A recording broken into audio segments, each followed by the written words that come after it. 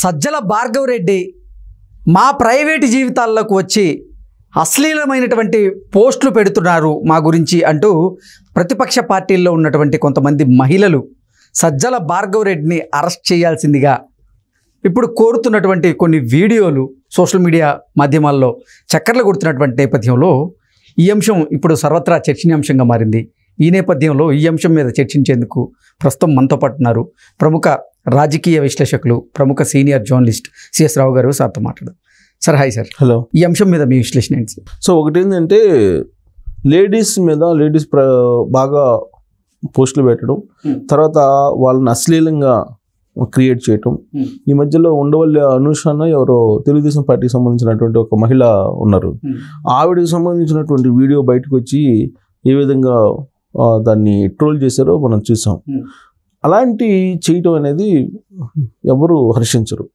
రాజకీయాల్లో ఏదైనా చేయొచ్చు, రాజకీయ విమర్శలు చేయొచ్చు, విధానపరమైనటువంటి అంశాలని తప్పుపట్టచ్చు, ఎన్ని రకాలుగా అయినా చేయొచ్చు. కానీ మహిళల జోలికి వెళ్ళి మహిళల్ని నగ్నంగా చూపిస్తూ మహిళలకు సంబంధించినటువంటి జీవితాల్లోకి వెళ్ళడం అనేది అది ఎవరు హర్షించరు. సో ఇప్పుడు వైఎస్ఆర్ కాంగ్రెస్ పార్టీకి సంబంధించినటువంటి సోషల్ మీడియా ఏదైతే ఉందో ఆ సోషల్ మీడియా ఎక్కువగా లేడీస్ మీద కాన్సన్ట్రేషన్ చేస్తున్నారు అనేది. సపోజ్ మీరు ఏదన్నా ఒక కామెంట్ చేశారనుకోండి, మీకు సంబంధించినటువంటి కుటుంబంలో ఉన్నటువంటి మహిళల్ని టార్గెట్గా చేసుకొని వాళ్ళు ఈ విధమైనటువంటి అశ్లీలమైనటువంటి పరుష పదజాలం, అశ్లీలమైనటువంటి పదాలతోటి వాళ్ళు వ్యక్తిత్వ హననం చేస్తున్నారు అనేది చాలా కాలంగా వినిపిస్తుంది. పోలీసులకు అనేకసార్లు కంప్లైంట్ చేసినా కానీ జగన్మోహన్ రెడ్డి ప్రభుత్వం ఉంది కాబట్టి వాళ్ళనేమి కేసులు పెట్టడం కానీ వాళ్ళని అదుపు చేయడం కానీ చేసినటువంటి దాఖలాలు లేవు. అదే తెలుగుదేశం పార్టీ వాళ్ళని అయితే అనేక సందర్భాల్లో కేసులు పెట్టి అర్ధరాత్రి వేళ ఇళ్ల మీదకి వచ్చి వాళ్ళని తీసుకెళ్లిన సందర్భాలు కూడా ఉన్నాయి. అయినంత మాత్రం మనం తెలుగుదేశం పార్టీని సపోర్ట్ చేయట్లా. ఎందుకంటే ఎవరు ముందు చేశారు, ఎవరు తర్వాత చేశారు, గుడ్డు ముందా పిల్ల ముందా అనే దానికి మనం వెళ్ళాం. ఎవరు చేసినా తప్పే, అది ఎవరు చేసినా తప్పే, ఏ పార్టీ వాళ్ళు చేసినా తప్పే.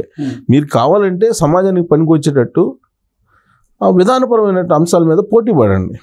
కానీ అలా వ్యక్తిత్వ హననం చేస్తూ అశ్లీలమైనటువంటి దృశ్యాలను పెట్టడం అనేది అది మంచి పద్ధతి కాదు. ఒకటి. రెండేంటంటే షర్మిల విషయంలో కూడా వాళ్ళు వ్యవహరించినటువంటి తీరును మనం చూసాం సోషల్ మీడియా.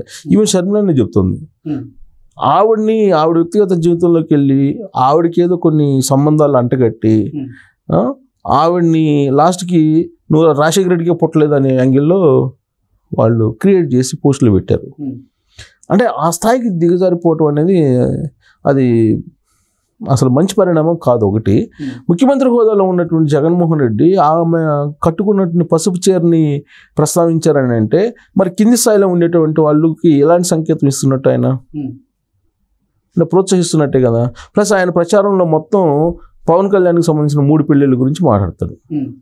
ఇప్పుడు 3 పెళ్ళిళ్ళ గురించి మాట్లాడినప్పుడు జగన్మోహన్ రెడ్డి ఆలోచించుకోవాల్సింది ఏంటంటే ఒక చట్టాలు ఉన్నాయి, ఆ చట్ట ప్రకారం కొన్ని జరుగుతూ ఉంటాయి. ఇప్పుడు ఆల్రెడీ ఆయన డైవర్స్ ఇచ్చారు, చట్ట ప్రకారం విడిపోయారు, మళ్ళీ పెళ్లి చేసుకున్నారు ఆయన. ఇప్పుడు ఆల్రెడీ 3 పెళ్ళిళ్ళు 4 పెళ్ళిళ్ళు అంటున్నాడు కదా ఆయన. మరి ఆల్రెడీ విడిపోయినటువంటి వాళ్ళు వేరే వాళ్ళని పెళ్లి చేసుకున్నారు, వాళ్ళు కాపురం చేసుకుంటున్నారు. మరి వాళ్ళ కాపురంలో నిప్పులు పోయటమే కదా వీళ్ళు. జగన్మోహన్ రెడ్డి ఇప్పుడు వాళ్ళ గురించి మాట్లాడుతుంటే వాళ్ళ కాపురంలో నిప్పులు పోయటమే కదా. ప్రతి మీటింగ్లో 4 పెళ్ళిళ్ళు అంటే ఇప్పుడు ఉన్న భార్య ఏమో ఇదేంది అనుకునే అవకాశం ఉంది. మీకు ఆల్రెడీ డైవర్స్ తీసుకుని వేరే పెళ్లి చేసుకొని కాపురం చేసుకుంటున్నటువంటి వాళ్ళేమో గొడవలు పడే అవకాశం ఉంది. అంటే కుటుంబ కలహాలుకి దారి తీసేటువంటి అవకాశం ఉంది. ఇప్పుడు ఆయన ఇల్లీగల్గా చేసుకుంటే నువ్వు ప్రశ్నించవచ్చు, అది లీగలైజ్డ్గా డైవర్స్ తీసుకున్నారు, వాళ్ళకి లేని సమస్య జగన్మోహన్ రెడ్డికి ఎందుకు? అలాగే సోషల్ మీడియాలో కూడా మొత్తం ఇవే వస్తున్నాయి. ఇప్పుడు లాస్ట్కి అసెంబ్లీలో భువనేశ్వరి శీలాన్ని శంకించారు, ఆ తర్వాత బ్రాహ్మణిని వదిలిపెట్టలేదు, సొంత చెల్లెల్ని వదిలిపెట్టేది, ఇంకా బ్రాహ్మణిదే ఉందిలే. కానీ సొంత షర్మిలని ఎలా ఎంటబడ్డారు, డాక్టర్ సునీతని ఏ విధంగా కించపరుస్తూ మాట్లాడారు. అసలు షర్మిల మీద అయితే దారుణమైనటువంటి కామెంట్స్ వాళ్ళే పెట్టారు కదా. సో దాంతో ఇప్పుడు లేడీస్ మీద ఎక్కువగా తెలుగుదేశానికి సంబంధించినటువంటి జనసేనకు సంబంధించినటువంటి మహిళల మీద వీళ్ళు ఎవరైతే కొంచెం అగ్రెసివ్గా వచ్చి మాట్లాడుతూ ఉన్నారో, ఎవరైతే పార్టీ పరంగా విధానాల పరంగా ఎన్నికల్లో ప్రచారం చేస్తున్నారో వాళ్ళకి సంబంధించినటువంటి వ్యక్తిత్వ జీవితాల్లోకి వెళ్ళిపోయి వాళ్ళని వ్యక్తిత్వ హననం చేసేటువంటి ప్రయత్నం చేస్తున్నారు. దాన్ని తట్టుకోలేక లేడీస్ తెలుగుదేశం పార్టీ వాళ్ళు జనసేన వాళ్ళు కలిసి ఎన్నికల కమిషన్ దగ్గరికి వెళ్ళి కంప్లైంట్ చేశారు. కంప్లైంట్ చేసి ఇదేం పద్ధతి సార్, ప్రైవేట్ జీవితాల్లోకి వచ్చేసి అశ్లీలమైనటువంటి దృశ్యాలను పెడుతూ వాళ్ళు వ్యక్తిత్వ హననం చేస్తున్నారు. మీరు వైఎస్ఆర్ కాంగ్రెస్ పార్టీకి సంబంధించినటువంటి సోషల్ మీడియా ఇన్ఛార్జ్ ఎవరైతే ఉన్నారో సజ్జల భార్గవ రెడ్డి, అతని మీద చర్యలు తీసుకోండి, సజ్జల రామకృష్ణారెడ్డి మీద కూడా చర్యలు తీసుకోండి అని చెప్పి వాళ్ళు డిమాండ్ చేశారు. ఎందుకంటే మొత్తం ప్రతిదానికి ఆయనే వస్తున్నాడు కాబట్టి ఆయన పేరు కూడా మెన్షన్ చేసి ఆయన మీద కూడా కంప్లైంట్ చేశారు ఎలక్షన్ కమిషన్కి. సో ఇప్పుడు ఎన్నికల కమిషన్ ఏం చేస్తుంది, ఇమీడియట్గా ఆ సిఐడి వాళ్ళకో లేకపోతే ఏపీ పోలీసులకు ఇస్తుంది. సిఐడి వాళ్ళకి ఇచ్చారని చెప్తున్నారు. ఆ సిఐడి వాళ్ళు ఏం చేయాలి, ఇప్పుడు సిఐడి వాళ్ళు ఏం చేయాలి, ముందు పోయి ఎంక్వైరీ చేయాలి. ఎంక్వైరీ చేసే పరిస్థితి ఉందా, వాళ్ళు లేరు. కారణం ఏంటంటే అక్కడ ఉండేది జేపీఎస్లు ఉన్నారు కొంతమంది, ఆ జేపీఎస్లు కాదని ఎంక్వైరీ చేసేటువంటి పరిస్థితి లేదు. సో దీంతో ఏం చేయాలనో అర్థం కానిటువంటి సిచ్యువేషన్లో వాళ్ళు ఉంటే వీళ్ళు వ్యక్తిత్వ హననం చేసుకుంటూ సోషల్ మీడియాలో వీళ్ళు గందరగోళంగా పోస్టులు పెట్టేస్తున్నారు. ఇప్పుడు అసలు ఎన్నికలు జరుగుతున్నటువంటి సమయంలో ఏ అంశాలు ప్రస్తావనకు రావాలి, ఏ అంశాల మీద చర్చ జరగాలి అనేది లేకుండా భావోద్వేగాలను రెచ్చగొట్టేటువంటి ప్రయత్నం చేస్తూ ఆ భావోద్వేగాల్లో కులాలు మతాలు తీసుకొచ్చేసి వాటిని కంప్లీట్గా అసలు ఆంధ్రప్రదేశ్ రాష్ట్రం గురించి ఆలోచించి ఓటేయకుండా ఈ చిన్న చిన్న విషయాలు లేదంటే పనికి మాలినటువంటి విషయాలు ఏదైతే ఉన్నాయో వాటిని తీసుకొచ్చి చూపించి తమ వైపు దిప్పుకునే ప్రయత్నం చేయటం అనేది ఇది అత్యంత దారుణమైనటువంటి ఒక రకమైనటువంటి పరిణామం అని చెప్పి మనం అనుకోవాలి. ప్లస్ ఇంతమంది గ్రూప్గా వెళ్ళి మహిళలు కంప్లైంట్ చేశారంటే చిన్న విషయం కాదు కదా. మహిళా కమిషన్ ఏం చేస్తుంది, పోనీ మహిళా కమిషన్ రెస్పాండ్ కావాలి కదా. ఇప్పుడు అనుష ఎవరు ఉన్నారు, అనుషనే కదా పేరు, తెలుగు ఉండవల్లి అనుష.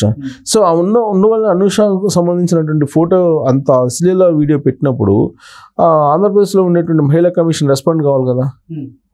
అంటే వైఎస్ఆర్ కాంగ్రెస్ పార్టీ మహిళలకి ఒక జరిగితే ఒక రకంగా, వేరే పార్టీ వాళ్ళకి సంబంధించినటువంటి వాళ్ళకి జరిగితే ఇంకొక రకంగా స్పందిస్తారా? అటు కాదు కదా. చట్టం అనేది అందరికీ ఒకటే.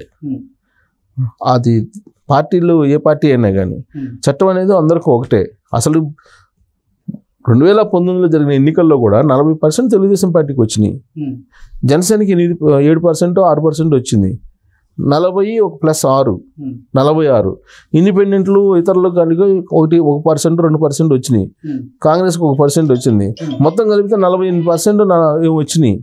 అంటే ఈయనకి వచ్చింది ఎంత, అధికారంలో ఉన్న అతనికి 50, అంటే 2% ఎంత మొత్తం? నా దాదాపు 4.5 కోటే ఉన్నట్టున్నారు ఓటర్స్. 4 కోట్లు వేసుకోపోయి సుమారుగా 2%, అంటే దాదాపు 8 నుంచి 10 లక్షల మంది నీకు ఉంది మెజారిటీ, అంతే కదా. సో అయినంత మాత్రం చేత నువ్వు అందరికీ ముఖ్యమంత్రిగా ప్రజాస్వామ్యం చెప్పింది ఏంటంటే మెజారిటీ కాబట్టి నువ్వు అధికారంలో ఉన్నావు. మరి ఇంతమందిని కాదని చెప్పేసి నువ్వు ఏకపక్ష నిర్ణయాలు తీసుకుంటే, లేదంటే వాళ్ళని కించపరుస్తూ మాట్లాడితే అది హర్షణీయం కాదు కదా. ఇప్పుడు అందుకే ఎన్నికల కమిషన్, అట్లీస్ట్ ఎన్నికల కమిషన్ అని, ఇప్పుడు ఎన్నికల కమిషన్ ఆధ్వర్యంలో యంత్రాంగం ఉంది కాబట్టి ఎన్నికల కమిషన్ ఇనిషియేటివ్ తీసుకుని సజ్జల భార్గవ రెడ్డి మీద చర్యలు తీసుకోవాలి. లేదంటే రాబోయే 4 రోజుల్లో ఏం జరుగుతుందో తెలీదు. సపోజ్ రేపు ఏదైనా ఎవరన్నా ఓటు బియ్యమనో లేకపోతే వాళ్ళ ఇష్ట ప్రకారం వేస్తారనో, లేదంటే వీళ్ళకి ఓటు వెయ్యరు అని చెప్పి ఏదన్నా భావిస్తే వాళ్ళు, మరి ఆ లేడీ మీద వీళ్ళు ఖచ్చితంగా అశ్లీల దృశ్యాలు పెడతారుగా బ్లాక్మెయిల్ చేయడానికి. అలాంటి పరిణామాలు లేకుండా చర్యలు తీసుకోవాలి election commission. But election commission చేతులు ఎత్తేసినట్టు కనబడుతుంది. అసలు ఎలక్షన్ కమిషన్ యాక్షనే లేదు. ఎలక్షన్ కమిషన్ యాక్షన్ ఉంటే ఇన్ని దాష్టికాలు ఎందుకు జరుగుతాయి? జరగవు కదా.